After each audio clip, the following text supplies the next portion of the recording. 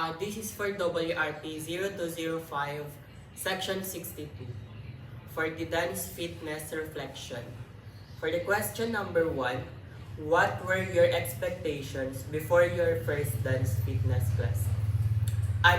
Honestly, I don't know what to expect during my first dance class fitness. But rather, I would say it's just light and easy.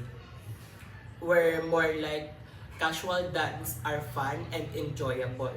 But maybe when I joined first, I realized it's actually fun and it combines a full body workout where it combines a rhythm, cardio, and coordination where most of your body is well aligned while you enjoy the music. So for the question number 2, describe your favorite aspect of a typical dance fitness class. Maybe the favorite or my favorite part is the energy of the group and the music. Where once the beat drops, everyone just moves together while we forget our stresses for our academics and other lifestyle we had, and with that it feels like a party, not a workout. So for the question number 3, how important is the instructor's style and personality to your engagement? The instructor plays a huge role. A lively, encouraging instructor really sets the mood, just like how our instructor do it. While it is their positivity and energy makes everyone more motivated to move and enjoy the class. It is how uh, our instructor make a connection to each and everyone in our class, the band, and also how she incorporated of what we will learn to her. So the fourth question, do you prefer learning complex choreography or simpler, repetitive movements? Why?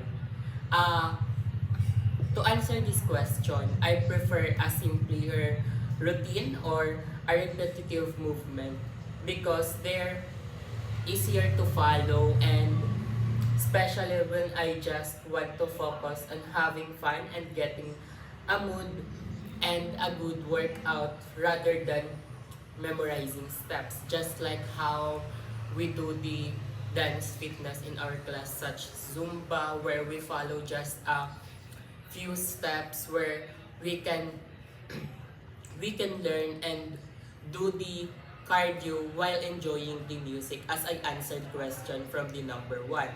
So the fifth question, how would you describe the energy level of the classes you attend? For me, I will rate it 9 out of 10. It is because the energy level is always high. Even when I'm tired, the upbeat music and the group's enthusiasm keep me going until the end. Uh, Kumbaga, in just simple word, I can say na it is very enjoyable, motivated. So the question number 6, have you noticed any improvements in your physical fitness since starting dance fitness? I think yes. As I say that from the uh, from the other questions na it provides or it rounds beyond cardio and in a simpler word, it is an exercise where hindi ka masyadong mapapagod, and I've noticed that it is it gives a better stamina and coordination, and I don't get tired easily compared from the following weeks na I didn't attend a dance fitness, and any movements have become more fluid and confident. So for the question set number 7, do you feel more confident in your dance abilities now compared to when you started? Definitely, yes. At first, I was shy and unsure about my movements. But now I dance more freely and with confidence even if I make mistakes.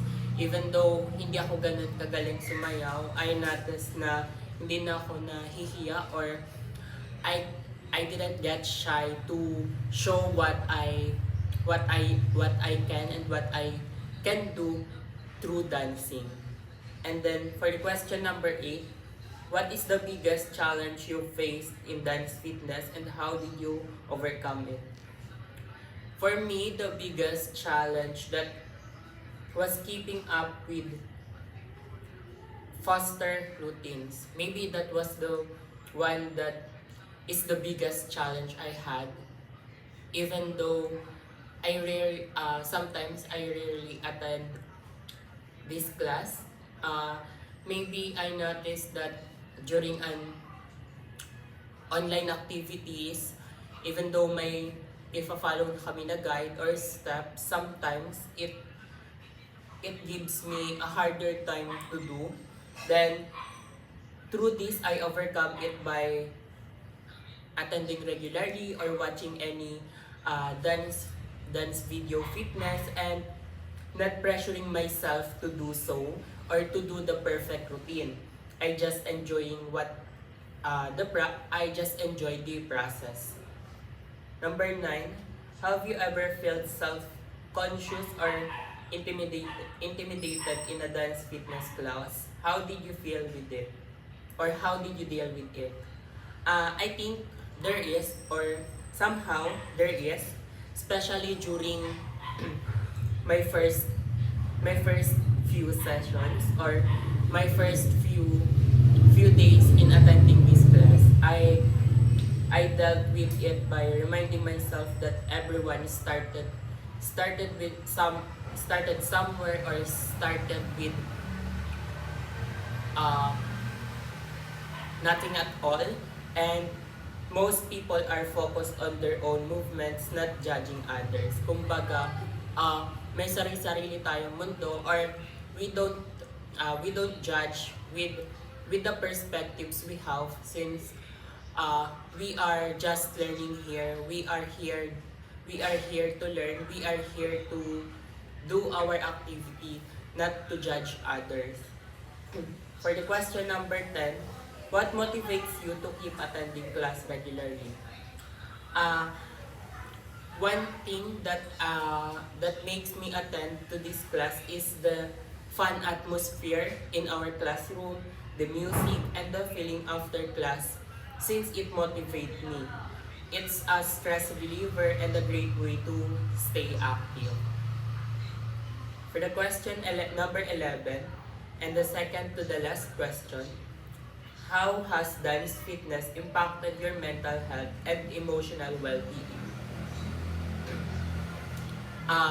During with this class, it helps me to really feel happier and more confident and dancing lifts my mood and helps release stress after a long day, especially before I enter or before I go to our class. My first subject is a major subject, and it gives me a lot of stress given that I am a nursing student. So once I leave the room, it lifts my mood and it gives me an enjoyable dance, or rather enjoyable day after the class. So for the question number 12, or the last question, would you recommend dance fitness to others? Why or why not? I will recommend this class, or I will recommend dance fitness to other students to enroll this kind of activity, because it's an enjoyable and it will stay you fit even though you're not engaging to a massive or let's say hindi masyadong mabigat na workout, because dance fitness involves cardio. It involves everything. And while doing the dance fitness, it helps you to to boost your confidence. And lastly, uh, it will makes you new friends given na iba't iba tayo uh, ng program. It will makes you bond with other people and improves both your physical and mental health. It's perfect for anyone and who wants it is so perfect for anyone who wants to exercise without feeling like it's a chore. That's all.